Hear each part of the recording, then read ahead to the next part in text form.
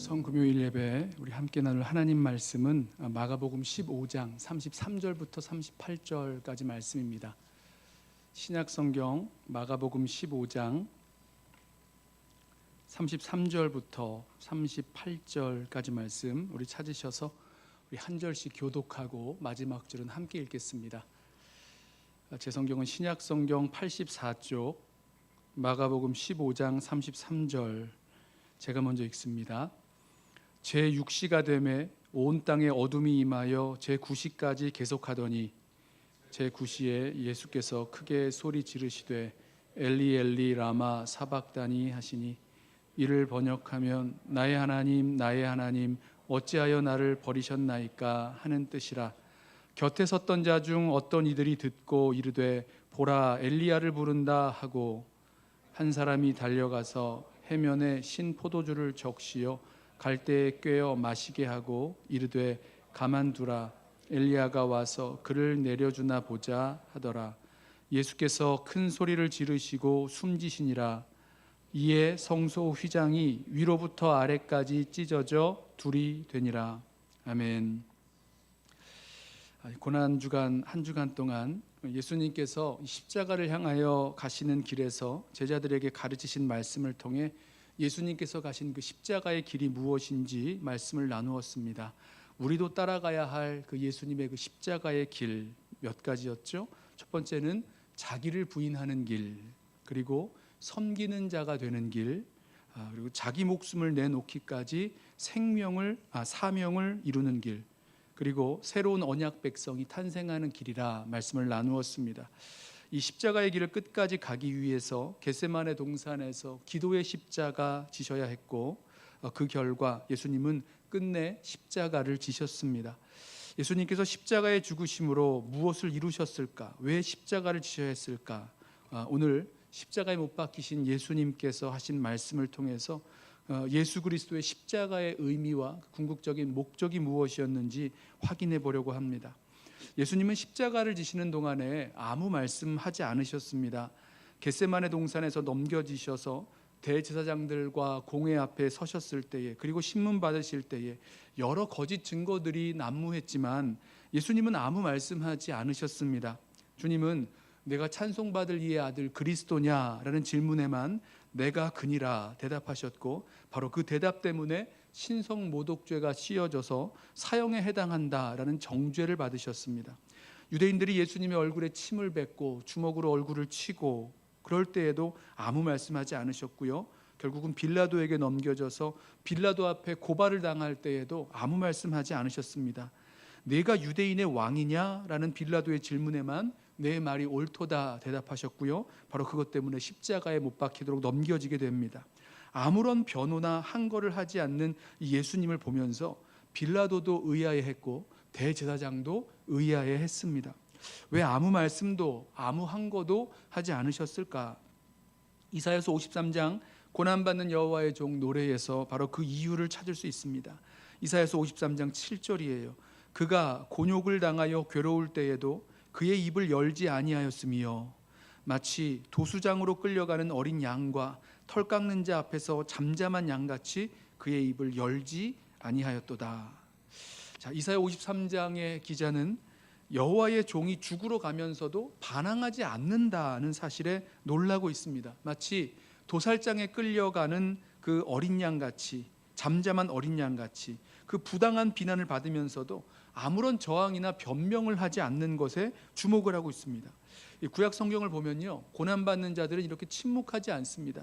자기가 받는 고난이 죄 때문이라면 하나님께 이 죄를 고백하기도 하고요, 아니면 이 고난에 대해서 반론하면서 억울함을 호소하기도 합니다. 그런데 어떻게 왜 이 종은 억울한 고난을 당하면서도 침묵했을까?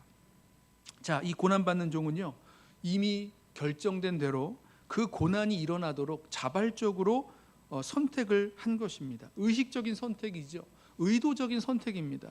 아무것도 내가 이것을 행하지 않으므로, 저항하지도 아니하고 반문하지도 아니하고 자기를 변론하지도 아니하고 아무것도 행하지 아니하고 아무것도 말하지 않음으로 말미암아 그저 모든 것이 자기 자신에게 일어나도록 한 것입니다. 그러니까 십자가 지는 길에서 아무 말도 하지 않으신 예수님, 그것은요 예수님께서 의도적으로 십자가 지셨음을 말씀하고 있습니다. 로마 군병들이 예수님을 끌고 브라이도리온이라는 뜰로 들어가서 예수님께 가시관을 씌웁니다. 거기에 이 자색 홍포를 자색 옷을 입힌 후에 갈대로 머리를 치며 침을 뱉고 절하며 희롱할 때도 예수님은 아무 말씀도 하지 않으셨습니다. 이들에게 끌려가 십자가에 못 박힐 때에도 아무 말씀하지 않으셨어요. 이 로마 군병들이 예수를 십자가에 못 박은 때는 제3시였습니다. 25절 말씀을 보면 때가 제3시가 되어 십자가에 못 박으니라 말씀하죠. 이 유대인들의 시간은 해가 지는 6시부터 이 카운트하기 때문에 유대 시간에 6시간을 더해야 우리 시간이 됩니다. 그러니까 예수님이 십자가에 못 박힌 시간은 제3시, 우리 시간으로는 금요일 아침 9시입니다. 예수님이 아침 9시에 십자가에 못 박히셨고 십자가에 못 박힌 지 3시간이 지난 제6시, 우리 시간으로는 금요일 낮 12시. 오늘 12시에 뭐 하셨습니까? 바로 그때 예수님께서 십자가에 달리신 그 예수님 그 위로 온 땅에 어둠이 임하였습니다. 33절 오늘 본문이죠. 제6시가 되매 온 땅에 어둠이 임하여 제9시까지 계속하더니, 십자가 위에 내린 어둠은 우리로 하나님의 아들이 아버지로부터 버림받으셨음을 알게 합니다. 예수님은 십자가에 못 박혀 달리신 채로 온갖 모욕과 조롱과 희롱 다 당하고 계셨어요. 십자가에서 내려와서 너를 구원해보라 비웃고 모욕하는 사람들이 있었고요. 남은 구원하는데 왜 너는 구원하지 못하느냐, 십자가에서 내려와서 우리로 믿게 하라, 이렇게 조롱하며 희롱하는 사람들의 소리가 가득하던 그 골고다 언덕 위에 갑자기 이상한 일이 벌어진 겁니다. 해가 중천에 터서 가장 밝아야 할 그 시간인 낮 12시에 온 땅에 어둠이 내려서 캄캄하게 되었습니다. 어떻게 온 땅에 이런 어둠이 임하였는지 알 수가 없어요. 사람들은 설명하기를 이때 아마도 해가 가리워져서, 이 개기일식 같은 거죠.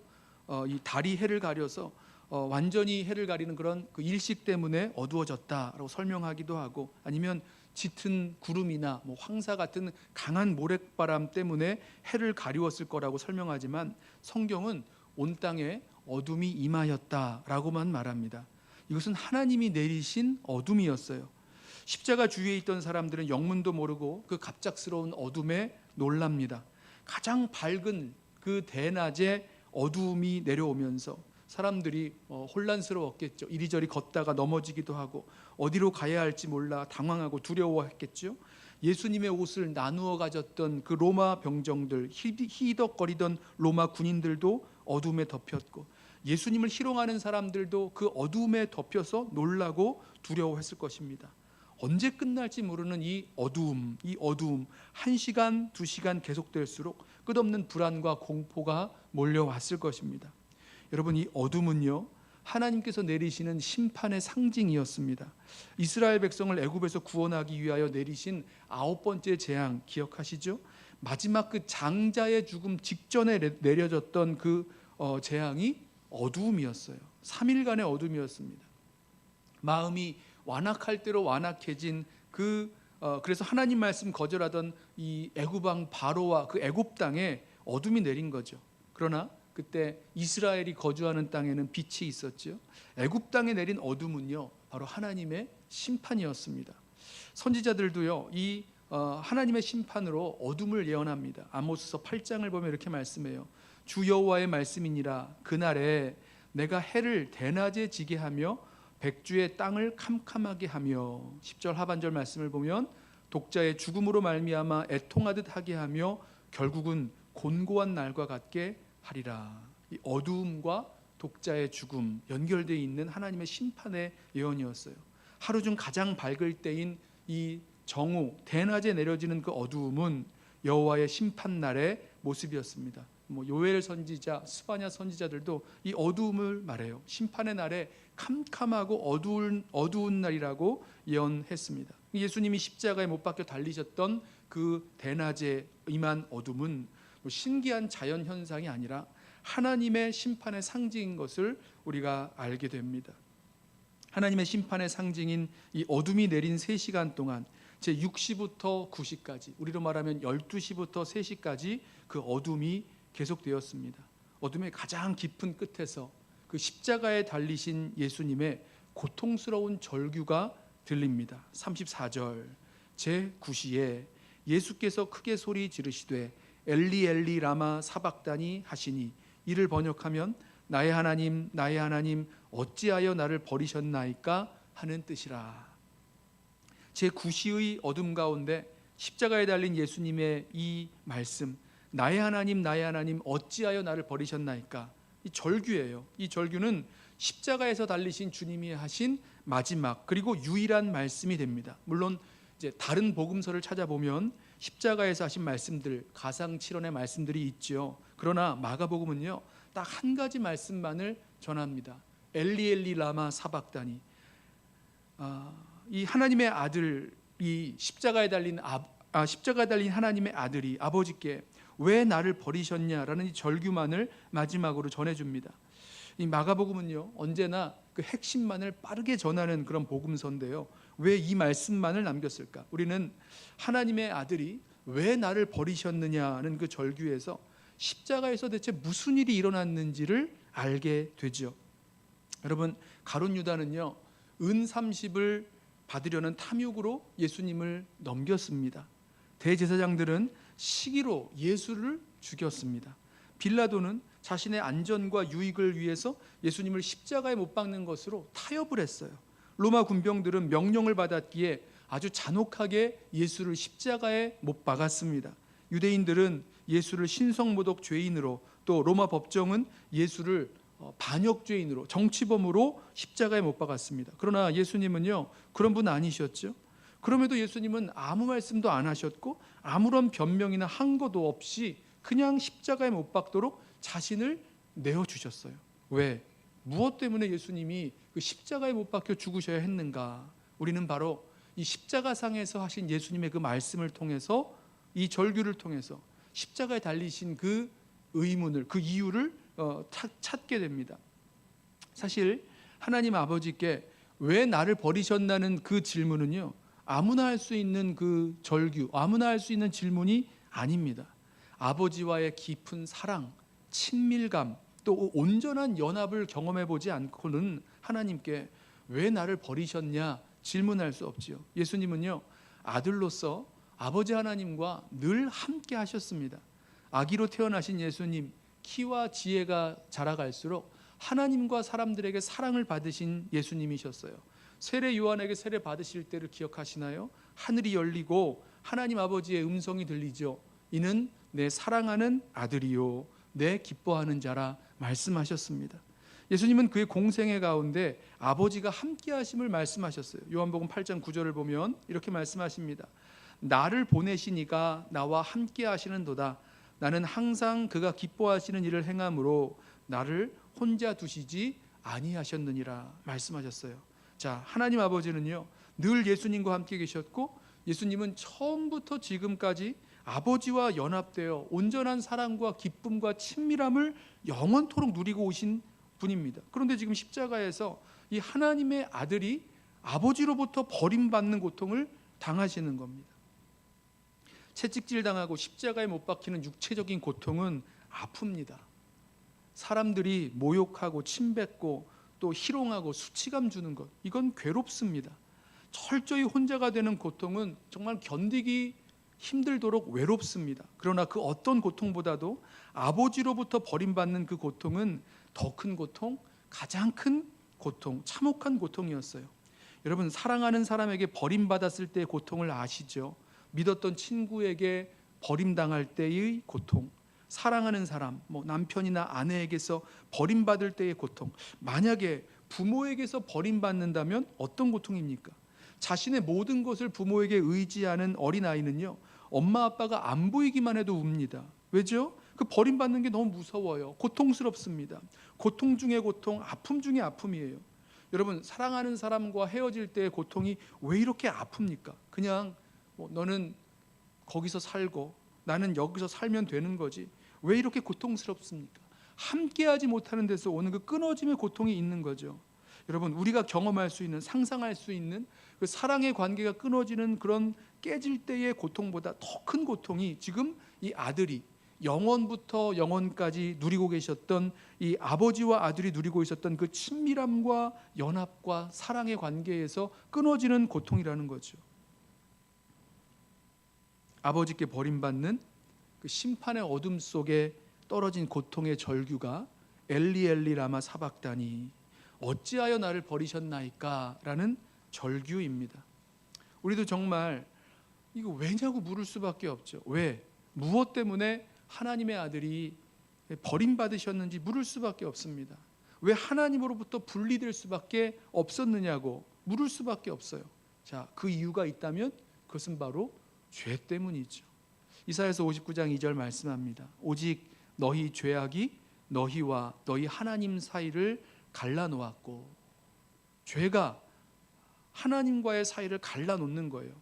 그런데 여러분, 예수님은 아무런 죄가 없으시잖아요. 본디오 빌라도조차 예수님께 아무런 죄를 찾지 못했습니다. 누가복음을 보면 예수님의 그 십자가 옆에 달려 있었던 한 강도가 나는 죄로 죽는 것 당연한 얘기지만 예수님께는 아무 죄가 없다, 이렇게 고백을 했어요. 예수님이 십자가에서 죽으신 것은요, 자신의 죄 때문에 죽임당한 것이 아닙니다.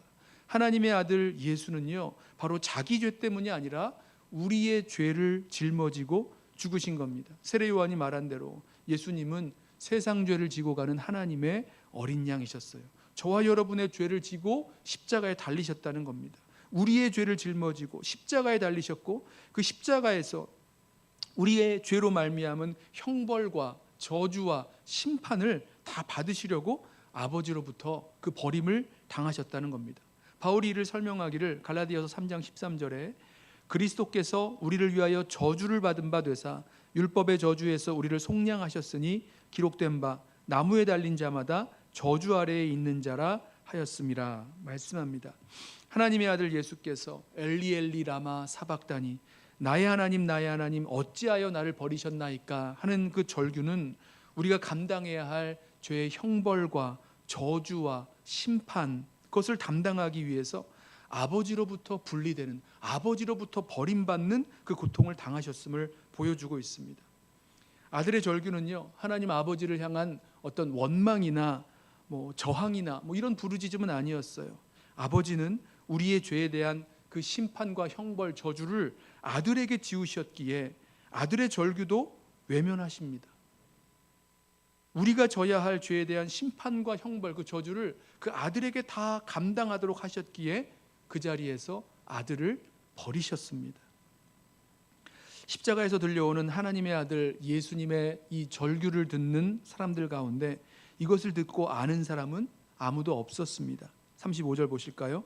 곁에 섰던 자 중 어떤 이들이 듣고 이르되 보라 엘리야를 부른다 하고, 한 사람이 달려가서 해면에 신 포도주를 적시어 갈대에 꿰어 마시게 하고 이르되 가만두라 엘리야가 와서 그를 내려주나 보자 하더라. 예수님은 시편의 언어로 절규하셨고 아람어를 쓰는 사람들 이를 알아듣지 못했습니다. 예수님이 엘리야를 부른다고 생각을 했어요. 그중 한 사람은 정말로 엘리야가 와서 예수를 구원하나 보자 이러면서 예수님 정신 차리도록 신 포도주를 이 해면 스펀지 같은 것에 적셔서 갈대에 꿰어 예수님 마시게 하도록 해보았습니다.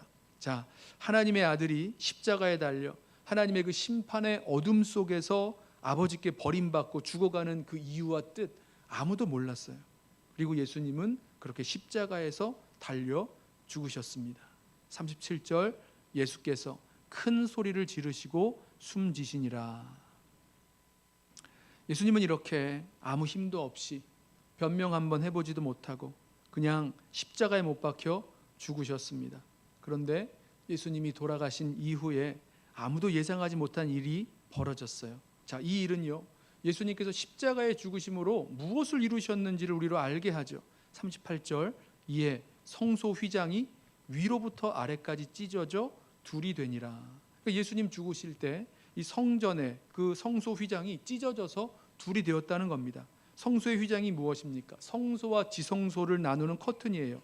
하나님이 임재하시는 그 지성소에는요, 아무도 들어갈 수가 없습니다. 들어가면 죽어요. 오직 대제사장만 1년에 한 번 속죄일에 들어갈 수 있는데요. 이 지성소를 맡고 있던 성소의 휘장이 위로부터 아래로 쭉 찢어짐으로 완전히 둘이 되도록 끊어져 버렸습니다. 예수님이 십자가의 죽으심으로 말미암아 이 죄 때문에 하나님과 분리되었던 우리가 하나님이 계신 그 지성소로 나아갈 수 있는 길이 열린 거죠. 히브리서 기자가 이를 설명하면서요, 성도들이 예수의 피를 힘입어서 하나님께 나아가자 이렇게 말씀합니다. 히브리서 10장 19절 말씀입니다. 그러므로 형제들아, 우리가 예수의 피를 힘입어 성소에 들어갈 담력을 얻었나니 그 길은 우리를 위하여 휘장 가운데로 열어놓으신 새로운 살 길이요, 휘장은 곧 그의 육체니라. 또 하나님의 집 다스리는 큰 제사장이 계심에 우리가 마음의 뿌림을 받아 악한 양심으로부터 벗어나고 몸은 맑은 물로 씻음을 받았으니 참 마음과 온전한 믿음으로 하나님께 나아가자. 죄로 말미암아 하나님께 나아갈 수 없던 우리였는데 예수님께서 십자가에서 우리가 받아야 할 그 죄의 형벌과 저주와 심판을 다 당하셨기 때문에, 그래서 버림받으셨기 때문에 우리는 이제 예수의 피를 힘입어 하나님 계신 성소로 나아갈 수 있게 되었습니다. 6월절 어린 양 대신 예수 그리스도께서 십자가의 죽으심으로 우리의 죄와 허물, 저주와 심판을 다 담당하셨고 우리가 하나님 아버지께 나아갈 수 있는 새롭고 살 길을 여셨습니다. 이제는 주님이 누리셨던 아버지와의 그 사랑도 알게 되고요, 주님의 임재 가운데 주님과 함께 교제하며 동행하며 살아갈 수 있는 그 길도 열린 거죠. 자, 이것이 예수 그리스도를 따라 십자가의 길을 걷는 자마다, 십자가의 삶을 사는 자마다 누리게 될 영광이요 특권이 되는 것입니다. 사랑하는 성도 여러분, 한 주간 동안 십자가로 가는 길 말씀을 나누면서 십자가로 가는 길을 걷기로 결단하신 우리 성도님들 계실 텐데요, 그 십자가의 길들을 한번 생각해 보십시오.